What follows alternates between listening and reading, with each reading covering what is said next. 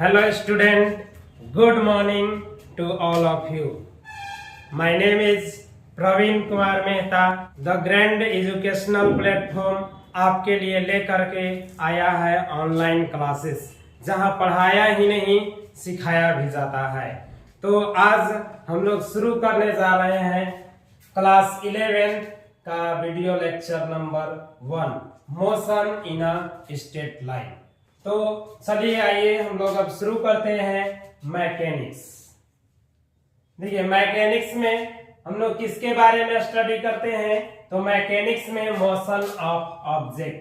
That means mechanics क्या है? Mechanics is the branch of physics which deals about the motion of object. That means कोई object अगर motion करता है तो उसके बारे में अगर हम लोग स्टडी करते हैं तो फिजिक्स के उस ब्रांच को हम लोग क्या कहते हैं?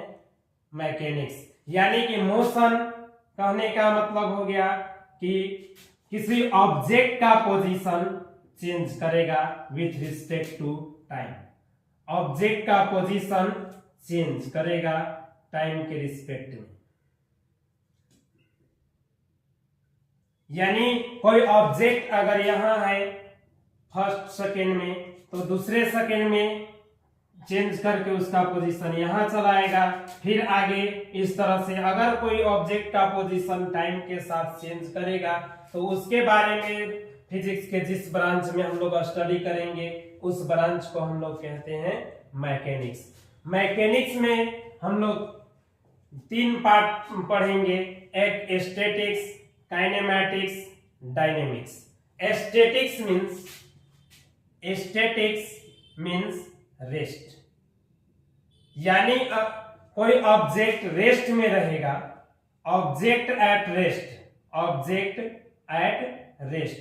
तो कोई ऑब्जेक्ट रेस्ट में रहेगा तो उसके बारे में अगर हम लोग स्टडी करते हैं तो उस ब्रांच को कहते हैं हम लोग स्टैटिक्स. और सेकेंड हम लोग पढ़ेंगे काइनेमैटिक्स. काइनेमैटिक्स में हम लोग स्टडी करेंगे ओनली मोशन के बारे में. और स्टैटिक्स में हम लोग किसके बारे में? रेस्ट के बारे में. और डायनेमिक्स में मोशन और फोर्स के बारे में. यानी कि इसमें हम लोग स्टडी किए कि ऑब्जेक्ट रेस्ट में है तो स्टडी करेंगे तो उसको हम लोग स्टैटिक्स बोले. काइनेमैटिक्स मींस मोशन में कोई ऑब्जेक्ट मूव कर रहा है, लेकिन इसमें हम लोग इसके बारे में नहीं जानेंगे कि कोई ऑब्जेक्ट किस रीजन से मूव कर रहा है. दैट मीन्स किस फोर्स के कारण मूव कर रहा है, उसके बारे में अगर हम लोग स्टडी नहीं करते हैं तो उसको हम लोग कहते हैं काइनेमैटिक्स. अगर मोशन के साथ साथ काउज ऑफ फोर्स यानी किस फोर्स के कारण जो है से कोई बॉडी मूव कर रहा है उसके बारे में अगर हम लोग स्टडी करते हैं तो उसको हम कहेंगे डायनेमिक्स. तो अब हम लोग देखेंगे एस्थेटिक्स. एस्थेटिक्स क्या है? तो aesthetics is the branch of mechanics which deals about the object at rest. यानी कि कोई ऑब्जेक्ट अगर रेस्ट में होगा तो उसके बारे में स्टडी करेंगे तो उसको हम लोग क्या कहेंगे? एस्थेटिक्स. ये रेस्ट कहने का मतलब किसी बॉडी का पोजीशन टाइम के रिस्पेक्ट में चेंज नहीं करना चाहिए. यानी अगर कोई ऑब्जेक्ट यहां अगर रखा हुआ है तो टाइम पास करते जाएगा. जैसे अभी मान लेते हैं कि टाइम हो रहा है 10:30, फिर 10:35 हो जाएगा तो टाइम पास किया 5 मिनट. तो टाइम पास करने के साथ जो है से इस ऑब्जेक्ट का पोजीशन चेंज नहीं किया. तो अगर किसी ऑब्जेक्ट का पोजीशन टाइम को चेंज करने के टाइम को पास करने के साथ साथ पोजीशन चेंज नहीं करता है तो उसको हम लोग कहते हैं कि बॉडी क्या में है? रेस्ट में. और रेस्ट के बारे में हम लोग जिस ब्रांच में स्टडी करेंगे तो उस ब्रांच को हम लोग क्या कहेंगे? स्टैटिक्स. स्टैटिक्स में in statics time factor does not play any role. Statics में टाइम का कोई रोल नहीं होता है. यानी कि टाइम अगर पास करेगा लेकिन ऑब्जेक्ट का पोजीशन चेंज नहीं करेगा. यानी कि टाइम पर ऑब्जेक्ट का पोजीशन पर कोई इफेक्ट नहीं पड़ रहा है, उसका पोजीशन चेंज नहीं करता है. इसलिए हम लोग कहते हैं कि टाइम फैक्टर पर डिपेंड नहीं करता है स्टैटिक्स। अब हम लोग सेकेंड ब्रांच हम लोग पढ़ेंगे मैकेनिक्स का, काइनेमैटिक्स। काइनेमैटिक्स क्या है? It is the branch of mechanics which deals about motion without taking into cause of consideration of motion। यानी कि इसमें हम लोग स्टडी करेंगे मोशन के बारे में, लेकिन इसमें हम लोग क्या करेंगे कि without taking cause of consideration of motion. इस बॉडी में मोशन किसके कारण आया, दैट मीन्स कि किस फोर्स के कारण यह ऑब्जेक्ट मोशन कर रहा है, उसके बारे में हम लोग स्टडी नहीं करेंगे। केवल हम लोग स्टडी करेंगे कि यह बॉडी किस टाइप का मोशन कर रहा है। यहां हम लोग दिखाए हैं कि ऑब्जेक्ट है जो सीधी पाथ पर चल रहा है, एक कार है जो सीधी पाथ पर मोशन कर रहा है। तो इस ऑब्जेक्ट के मोशन के बारे में स्टडी हम लोग करेंगे कि सीधी पाथ पर चल रहा है तो लीनियर मोशन हो सकता है, लीनियर मोशन होगा। तो हम लोग मोशन के बारे में हम लोग समझ गए यहाँ कि ये ऑब्जेक्ट जो है से मोशन कर रहा है, लेकिन इसमें मोशन किस रीजन से आया, यानी कि किस फोर्स के कारण मोशन आया, उसको हम लोग इसमें स्टडी नहीं करेंगे। तो हम लोग उसको कहेंगे काइनेमैटिक्स। और एक ऑब्जेक्ट दिखाए हम लोग यहाँ बॉल, इसमें देखिए इस सर्कुलर मोशन कर रहा है, इस तरह से सर्कुलर मोशन मूव करते हुए बॉडी इस तरह से आगे की ओर जा रही है। तो इस बॉडी के मोशन के बारे में हम लोग स्टडी करेंगे कि यह मोशन जो है सर्कुलर पाथ पर मूव कर रही है, लेकिन इस बॉडी में सर्कुलर मोशन किस फोर्स के कारण आया है, उस फोर्स के कारण, उस फोर्स को हम बारे में हम लोग अगर स्टडी नहीं करते हैं तो उसको हम लोग कहेंगे काइनेमैटिक्स। और हम लोग काइनेमैटिक्स के बारे में अगर देखें तो काइनेमैटिक्स का मीनिंग देखिए क्या होता है। काइनेमैटिक्स, काइनेमैटिक्स, काइने मीन्स होता है मोशन और मैटिक्स मीन्स होता है मैथ्स, यानी कि मोशन के मैथ्स के बारे में हम लोग स्टडी करेंगे। मैथ्स कहने का मतलब जो है से इसमें मोशन यानी इसके पाथ के बारे में हम लोग स्टडी करेंगे, path that means distance. Speed के बारे में हम लोग स्टडी करेंगे, वेलोसिटी के बारे में स्टडी करेंगे, एक्सेलरेशन के बारे में हम लोग स्टडी करेंगे। तो इस सब फैक्टर के बारे में हम लोग स्टडी करेंगे, तो उस ब्रांच को हम लोग कहेंगे काइनेमैटिक्स। लेकिन इसमें एक बात याद रखना है कि हम लोग इसमें किसी ऑब्जेक्ट में मोशन, स्पीड या वेलोसिटी किस फोर्स के कारण आया, उसके बारे में हम लोग काइनेमैटिक्स में स्टडी नहीं करते हैं। अब आइए हम लोग देखते हैं dynamics. Dynamics it is the branch of mechanics which deals with about the motion of object to the force which cause them. मतलब इसमें हम लोग जो है इसमें भी मोशन के बारे में ही स्टडी करेंगे, लेकिन डिफरेंस क्या है कि इसमें कोई बॉडी है उसमें मोशन किस फोर्स के कारण आया, तो उस फोर्स के बारे में भी स्टडी करेंगे। जैसे यहाँ हम लोग दिखाए हैं कि एक सन है और सन के अराउंड अर्थ जो है रिवॉल्व कर रही है इस तरह से। तो ये अर्थ इसके चारों तरफ, सन के चारों तरफ किस फोर्स के कारण रिवॉल्व कर रही है, तो ग्रेविटेशनल फोर्स के कारण। तो इस ऑब्जेक्ट में मोशन के फोर्स के बारे में भी हम लोग स्टडी करेंगे, तो उसको हम लोग क्या कहेंगे, डायनेमिक्स। यानी इसमें हम लोग स्टडी करते हैं ऑब्जेक्ट के मोशन के साथ साथ उस ऑब्जेक्ट में मोशन किस फोर्स के कारण आया है, उस फोर्स के बारे में भी अगर हम लोग स्टडी करते हैं तो हम लोग क्या कहेंगे, डायनेमिक्स। अब हम लोग को पढ़ना है काइनेमैटिक्स के अंतर्गत दो चैप्टर, एक मोशन इन स्ट्रेट लाइन और motion in a plane. Motion in straight line को एक और नाम से जाना जाता है 1D मोशन, यानी कि one dimensional motion, one dimensional motion, one dimensional motion, यानी कि इस मोशन में किसी ऑब्जेक्ट के मोशन को दिखाने के लिए केवल वन डायमेंशन की आवश्यकता होता है। यानी इसको हम लोग कह सकते हैं कि एक स्ट्रेट लाइन के द्वारा किसी ऑब्जेक्ट के मोशन को डिस्क्राइब कर सकते हैं। जैसे कोई ऑब्जेक्ट लिनियर पाथ पर मूव कर रहा है, इस तरह से मोशन कर रहा है, तो उसके मोशन को हम लोग क्या कहेंगे, वन डायमेंशनल मोशन। इसको केवल एक एक्सिस के द्वारा, यानी एक्स वाई या जेड, किसी एक एक्सिस के द्वारा इसके मोशन को हम लोग क्या कर सकते हैं, डिस्क्राइब कर सकते हैं। इसको हम लोग कहेंगे मोशन इन स्ट्रेट लाइन। और सेकेंड मोशन इन प्लेन, इसको हम लोग कहते हैं 2D मोशन, यानी कि टू डायमेंशनल मोशन।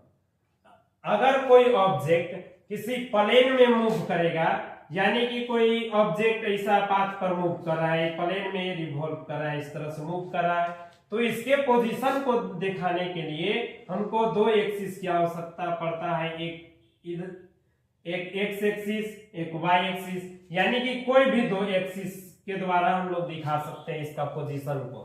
तो इसको हम लोग क्या कहेंगे, मोशन इन प्लेन। अब हम लोग का यहां से चैप्टर 11th क्लास का थर्ड चैप्टर स्टार्ट होता है, मोशन इन स्ट्रेट लाइन। चलिए आइए हम लोग देखते हैं इसमें रेस्ट के बारे में। Rest, if the position of an object does not change with respect to surrounding with passage of time, it is said to be rest. That means यहां कहा जा रहा है कि किसी ऑब्जेक्ट का पोजीशन चेंज नहीं करता है, किसके रिस्पेक्ट में, सराउंडिंग के रिस्पेक्ट में। सराउंडिंग के रिस्पेक्ट में मतलब उसके आसपास का जो ऑब्जेक्ट है उसके रिस्पेक्ट में किसी ऑब्जेक्ट का पोजीशन अगर चेंज नहीं करता है तो उसे हम लोग क्या कहते हैं, रेस्ट में कहते हैं। जैसे यहां हम लोग दिखाए हैं कि एक टेबल के ऊपर बुक रखा हुआ है, तो एक टेबल के ऊपर बुक रखा हुआ है, तो टेबल से जो है से इस बुक का पोजीशन चेंज नहीं कर रहा है, टाइम पास करते जा रहा है। टाइम 1 सेकेंड, 2 सेकेंड, 5 सेकेंड, इस तरह से टाइम चेंज करते जा रहा है, लेकिन टाइम के चेंज करने के साथ साथ इस बुक का पोजीशन इस टेबल से चेंज नहीं हो रहा है। तो हम क्या कहेंगे कि यह जो बुक है इस टेबल के रिस्पेक्ट में क्या में है, रेस्ट में है। अब दूसरा एग्जांपल यहां हम लोग देखते हैं, a person sitting on the chair. एक पर्सन है जो कहा है, चेयर पर बैठा हुआ है। तो यहां हम लोग देखेंगे तो इस पर्सन का जो पोजीशन है वह पोजीशन चेयर से चेंज नहीं हो रहा है, यानी कि चेयर से इसका पर्सन का जो डिस्टेंस है वह डिस्टेंस टाइम पास करने के साथ साथ चेंज नहीं हो रहा है। अभी जितना डिस्टेंस है 2 सेकेंड बाद भी उतना ही डिस्टेंस पर रहेगा, 3 सेकेंड बाद भी उतना ही डिस्टेंस पर रहेगा। दैट मीन्स टाइम जो है से चेंज करते जाएगा, लेकिन ऑब्जेक्ट का पोजीशन उसके सराउंडिंग के रिस्पेक्ट में नहीं चेंज करेगा। और भी एग्जांपल हम लोग ले सकते हैं, जैसे हम लोग ले सकते हैं पोजीशन ऑफ होम। हम लोग अगर होम का पोजीशन देखते हैं तो अपने सराउंडिंग के रिस्पेक्ट में देखते हैं, तो कोई सराउंडिंग अपने आसपास के ऑब्जेक्ट के रिस्पेक्ट में होम का जो पोजीशन है, घर का पोजीशन है, वह टाइम पास करने के साथ साथ जो है से चेंज नहीं होता है। तो हम क्या कह सकते हैं कि होम इज एट रेस्ट, कि घर जो है से क्या में है, रेस्ट में है। अब हम लोग स्टडी करेंगे मोशन के बारे में। If the position of object is continuously changes with respect to its surrounding, मतलब किसी ऑब्जेक्ट का पोजीशन क्या करते रहता है, सराउंडिंग के रिस्पेक्ट में चेंज करते रहता है। जैसे मान लेते हैं कि एक किट जो है से यहाँ फ्लाई कर रहा है और वह 1 सेकेंड में फ्लाई करके यहाँ चला जाता है, फिर यहाँ चला जाता है, फिर इधर उधर मूव करते रहता है।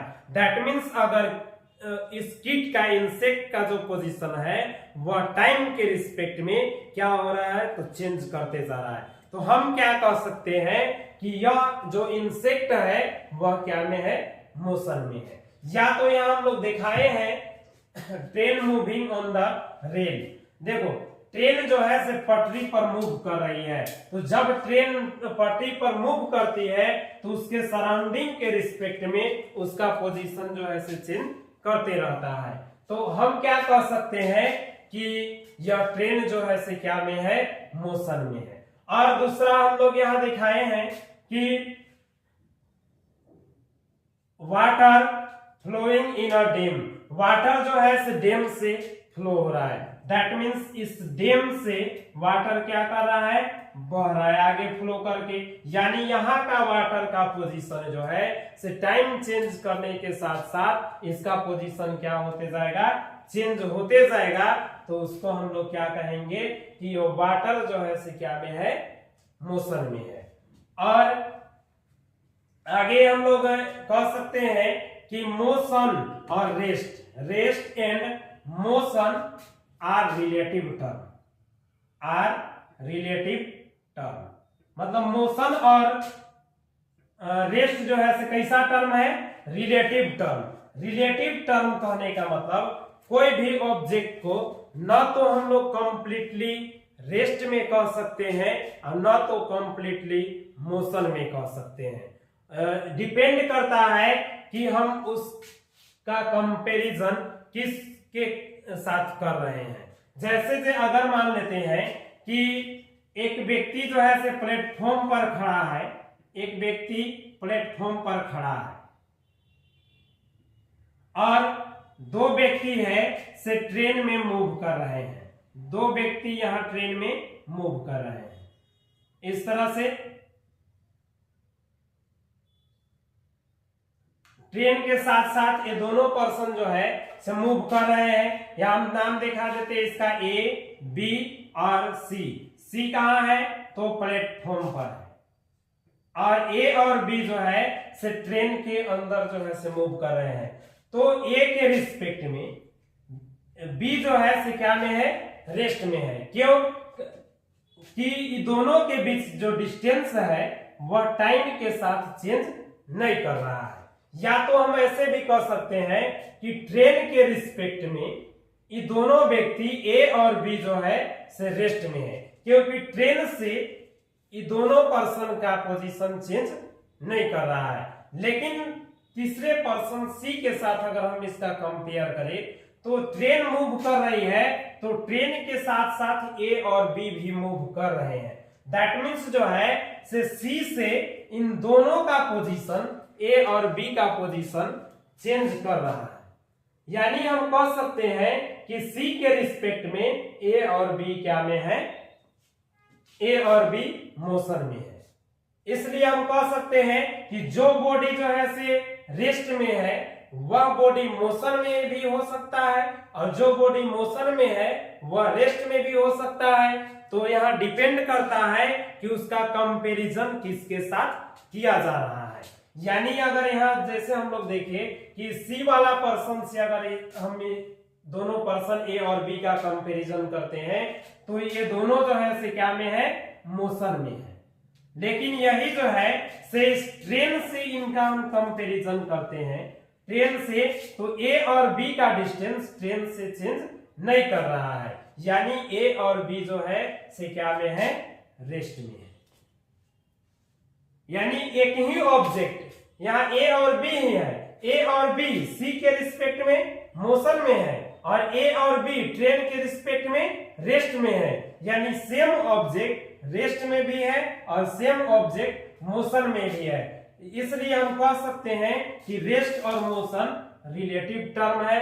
डिपेंड करता है कि हम लोग कंपेयर कहां से करते हैं। यानी हम कह सकते हैं कि no anybody is completely in rest और इन मोशन। कोई भी ऐसा ऑब्जेक्ट नहीं है जो कंप्लीटली रेस्ट में होता है और कंप्लीटली मोशन में होता है।